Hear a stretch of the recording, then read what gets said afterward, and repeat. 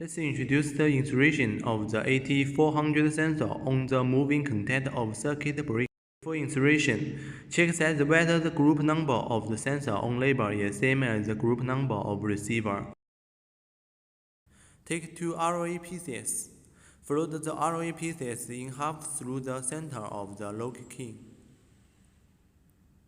Use a tool to compress the ROA sheet through the two gaskets and the main body of the sensor.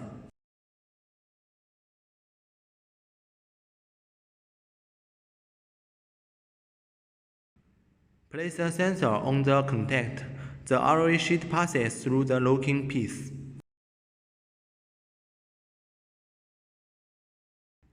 Tighten the locking screw.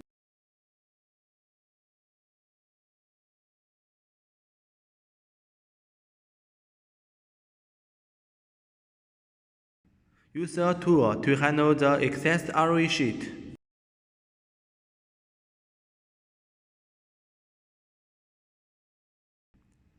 The sensor is installed.